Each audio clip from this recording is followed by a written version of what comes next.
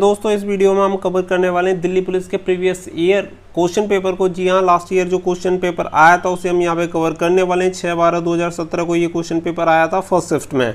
तो कंप्लीट हम यहाँ पे से सॉल्यूशन में आप सभी को बताने वाला हूँ, ताकि आने वाले एग्जाम में आप और बेहतर तरीके से तैयारी कर पाएँ, ताकि आपको पता चल पाए कि इसका जो पैटर्न होता है, एग्जाम का जो लेवल होता है वो क्या होता है और किस तरीके को क्वेश्चन पूछे जाते हैं। तो सबसे पहले हम यहाँ पे डिस्कस करेंगे अपने जीएस के क्वेश्चन को। देख लेते हैं कि सबसे पहले हम जीएस के क्वेश्चन देखेंगे कि जो जीएस के क्वेश्चंस होते हैं वो किस टाइप के होते हैं, और हम उन्हें डिस्कस करेंगे। विद सॉल्यूशन यहाँ पे मैं आप सभी को बताने वाला हूँ। तो फटाफट से वीडियो को एक बार लाइक शेयर जरूर कर दीजिएगा। तो चलिए देख लेते हैं यहाँ पे 36 क्वेश्चन नंबर 36 से यहाँ पे स्टार्ट हो जाता है। क्वेश्चन नंबर 36, निम्नलिखित में से कौन सा संगठन विश्व बैंक के रूप में जाना जाता है। तो यहाँ पे क्वेश्चन पूछा गया, तो इसका जो करेक्ट आंसर हो जाएगा वो हो जाएगा IBRD को विश्व कौन सा संगठन विश्व बैंक के रूप में जाना जाता है। तो IBRD को विश्व बैंक के रूप में जाना जाता है। 37 नंबर पे चलते हैं। आर्थिक नियोजन किस अर्थव्यवस्था की एक अनिवार्य विशेषता है। तो यहाँ पे इसका जो करेक्ट आंसर हो जाएगा आपका समाजवादी अर्थव्यवस्था। अगले क्वेश्चन की तरफ मूव करते हैं। 38, 1969 में कितने बैंकों का राष्ट्रीयकरण किया गया था। तो यहाँ पे जो करेक्ट आंसर हो जाएगा वो हो जाएगा 14 बैंकों का 1969 में राष्ट्रीयकरण किया गया था। आगे चल लेते हैं 39 में देखेंगे इनमें से कौन सा कुल प्राप्तियों और कुल व्यय के बीच अंतर है। तो इसका जो करेक्ट आंसर हो जाएगा वो हो जाएगा आपका बजट डिफिसिट, यानी बजट घाटा। क्वेश्चन नंबर 40 की तरफ चलेंगे। देखेंगे भारतीय राज्य नागालैंड की आधिकारिक भाषा कौन सी है। तो यहाँ की जो ऑफिशियल लैंग्वेज है उसके बारे में पूछा गया। तो यहाँ की जो ऑफिशियल लैंग्वेज होगी वो होगी आपकी English is the correct answer, अंग्रेजी। अगला क्वेश्चन है हमारा 41, भारत के राष्ट्रीय ध्वज पर चिन्हित अशोक चक्र में कितनी तिल्लियाँ हैं। तो इसका जो करेक्ट आंसर हो जाएगा वो हो जाएगा 24 तिल्लियाँ हैं। 42, भारतीय संविधान का कौन सा अनुच्छेद पंचायती राज्य की स्थापना करता है, यानी जो पंचायती राज्य स्थापित किया था कौन से अनुच्छेद के अंतर्गत किया था। तो उसका जो करेक्ट आंसर हो जाएगा वो हो जाएगा आर्टिकल 40। करेक्ट आंसर हो जाएगा आर्टिकल 40। भारत के संविधान में अस्पृश्यता उन्मूलन किस अनुच्छेद में है। तो इसका जो करेक्ट आंसर हो जाएगा वो आपका हो जाएगा आर्टिकल 17। अनटचेबिलिटी जो डिफाइन की गई है आर्टिकल 17 में की गई है। करेक्ट आंसर हो जाएगा 44वां देखेंगे, सुरसैन महाजनपद की राजधानी कहाँ थी। तो करेक्ट आंसर होगा आपका मथुरा। सुरसैन की जो राजधानी थी वो मथुरा में थी। 45, हर्ष के शासन के दौरान कन्नौज सभा निम्नलिखित संप्रदायों के सिद्धांतों का प्रचार करने के लिए आयोजित किया गया था। तो इसका जो करेक्ट आंसर होगा वो होगा महायान। 46 देख लेते हैं। 1923 में किसके द्वारा स्वराज पार्टी की स्थापना की गई थी। तो इसका जो करेक्ट आंसर हो जाएगा वो हो जाएगा मोतीलाल नेहरू और CR दास। चलिए अगले क्वेश्चन की तरफ। 47, किस वायसराय के शासनकाल के दौरान भारत के 11 राज्यों में पहली बार चुनाव कराए गए।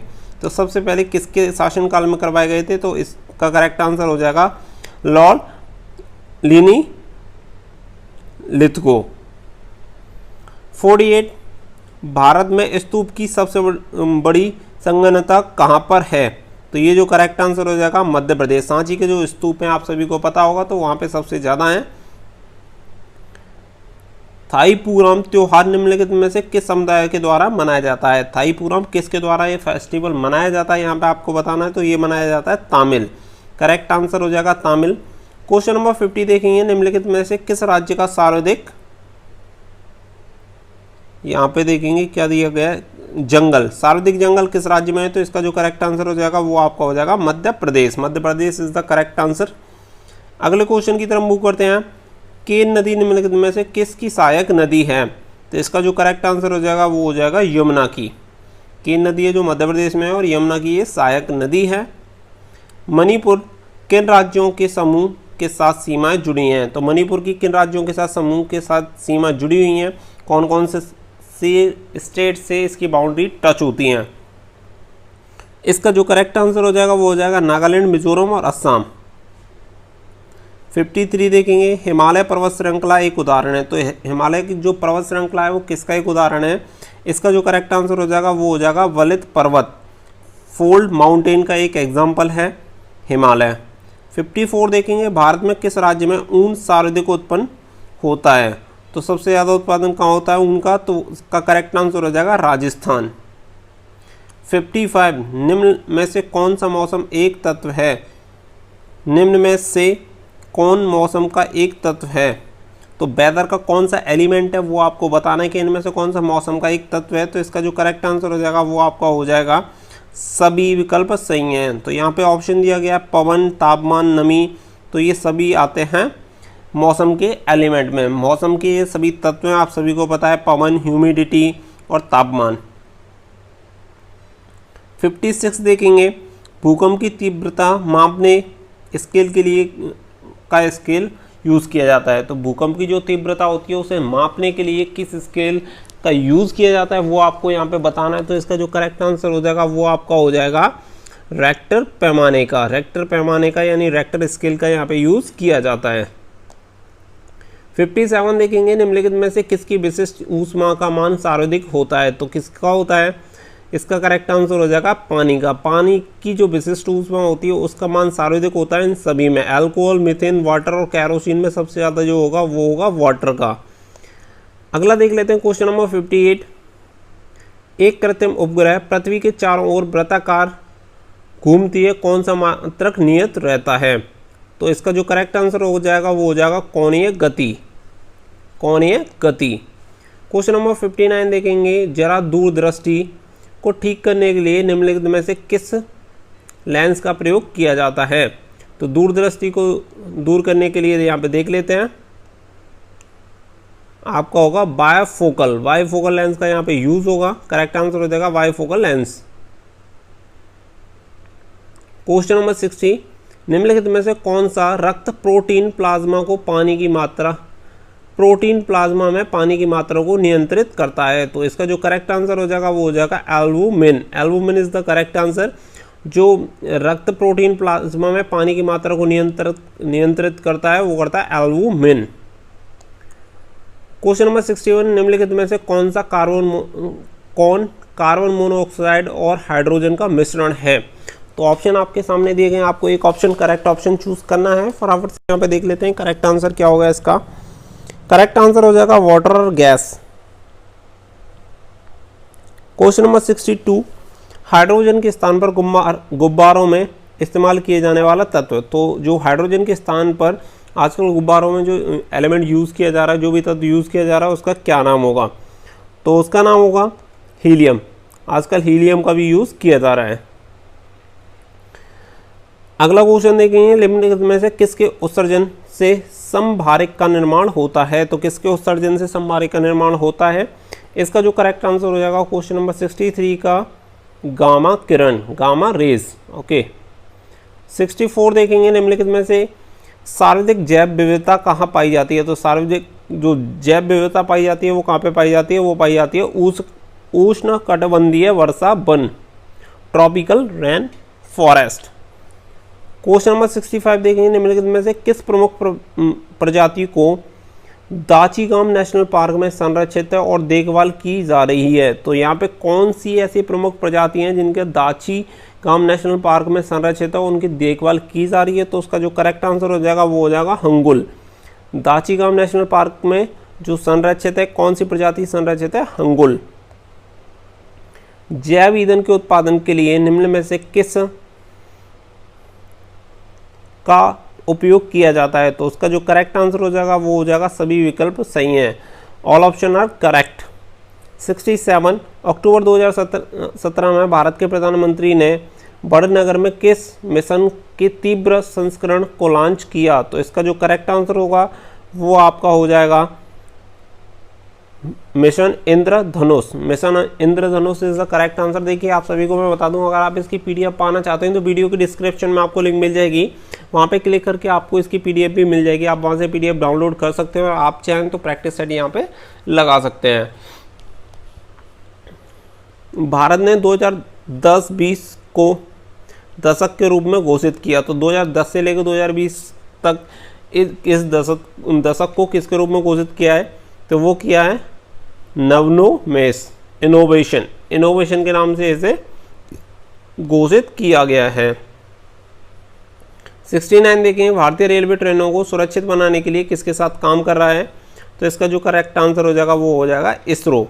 भारतीय जो रेलवे है इसरो के साथ काम कर रहा है ताकि रेलवे यात्रा को और ज़्यादा सुरक्षित बनाया जा सके। क्वेश्चन नंबर 70 देखेंगे, किसने 2017 में एकल राष्ट्रीय बैडमिंटन चैंपियनशिप जीती? तो किसने 2017 में महिला एकल राष्ट्रीय बैडमिंटन चैंपियनशिप जीती है? तो वो जीती है साइना नेहवाल। करेक्ट आंसर हो जाएगा आपका साइना नेहवाल। कौन सा देश 2019 में फीफा महिला विश्व कप के 8वें संस्करण की मेजबानी करेगा? तो क्वेश्चन नंबर 71 दिया गया 2019 का है, तो फिलहाल अभी भी हमारे लिए यूज़ में आ सकता है। तो 2019 का फीफा विश्व कप का जो 8वें संस्करण की मेजबानी करेगा किसकी द्वारा की जाएगी? वो की जाएगी फ्रांस के द्वारा। तो करेक्ट आंसर हो जाएगा आपका फ्रांस। क्वेश्चन नंबर 72, निम्नलिखित में से किस पड़ोसी देश के साथ भारत ने अक्टूबर 2017 में मित्र शक्ति 2017 का अभ्यास किया था? तो करेक्ट आंसर हो जाएगा श्रीलंका। ये क्वेश्चन हमेशा पूछ लिया जाता है कि जो मित्र शक्ति होती है किसके साथ एक सैनिक अभ्यास है? तो ये है आपका श्रीलंका। श्रीलंका के साथ मित्र शक्ति अभ्यास होता है। तो करेक्ट आंसर श्रीलंका। नेपाल का सबसे लोकप्रिय खेल कौन सा है? तो लोकप्रिय खेल कौन सा है नेपाल का? तो वो करेक्ट आंसर हो जाएगा फुटबॉल। नेपाल का जो सबसे लोकप्रिय खेल है वो है फुटबॉल। मैन बुकर अंतर्राष्ट्रीय पुरस्कार 2017 में किसने जीता? 2017 के जो मैन बुकर पुरस्कार विजेता थे कौन थे? वो थे David Grossman. David Grossman is the correct answer. Question number 75 देखेंगे, हाल ही में फ्रांस के सर्वोच्च नागरिक सम्मान लॉयन ऑफ ऑनर से किसे सम्मानित किया गया है? तो इसका जो करेक्ट आंसर हो जाएगा वो हो जाएगा सौमित्र चटर्जी। उस टाइम सौमित्र चटर्जी को किया गया था, अभी अपने राष्ट्रपति प्रेसिडेंट को भी किया गया है, तो वो भी यहाँ पे करेक्ट आंसर हो जाएंगे फिलहाल के लिए। विश्व बैंक की ईजी ऑफ डूइंग सूची में भारत का रैंक 30 अंक ऊपर चढ़ा। इसका रैंक क्या है? तो फिलहाल इसका रैंक क्या है? 100। पहले ये 130 पे था, अभी जो फिलहाल ये आ गया है उतर के 100 पे। तो यहाँ पे देखेंगे question number 77, bank of America की रिपोर्ट के मुताबिक भारत 2028 तक किस देश को पछाड़कर विश्व की तीसरी सबसे बड़ी अर्थव्यवस्था के रूप में आगे निकल जाएगा? तो करेक्ट आंसर हो जाएगा जापान। 2028 तक भारत जापान को पीछे छोड़कर विश्व की तीसरी सबसे बड़ी अर्थव्यवस्था बन जाएगा। क्वेश्चन नंबर 78 देखेंगे, नवंबर 2017 में IMF द्वारा जारी आंकड़ों के अनुसार प्रति व्यक्ति GDP के मामले में किस देश ने दुनिया के सबसे अमीर देश का स्थान हासिल किया है? तो करेक्ट आंसर हो जाएगा कतर। 2019 में IMF द्वारा एक आंकड़े जारी किए गए, तो उसमें बताया गया था प्रति व्यक्ति GDP के अकॉर्डिंग दुनिया में सबसे अमीर जो देश है वो है कतर। क्वेश्चन नंबर 79 देखेंगे, किस देश ने भारत के पहले निजी क्षेत्र के मिसाइल सब सिस्टम के साथ हैदराबाद के निकट विनिर्माण सुविधा भागीदारी की है? तो करेक्ट आंसर हो जाएगा आपका Israel. Israel is the correct answer. Question number 80 देखेंगे, ओडिशा सरकार ने किस समुद्री जंतु की रक्षा के लिए उसे पकड़ने की गतिविधियों पर 7 महीने का प्रतिबंध लगा दिया? करेक्ट आंसर हो जाएगा टर्टल, यानी टर्टल मतलब कछुए। क्वेश्चन नंबर 81, खाद्य मछली की नई प्रजातियां पंपा नदी में मिली हैं, यह नदी किस राज्य में है? तो पंपा नदी में खाद्य मछली की नई प्रजाति खोजी गई है और यह नदी किस राज्य में है ये आपको बताना है। तो करेक्ट आंसर हो जाएगा केरला।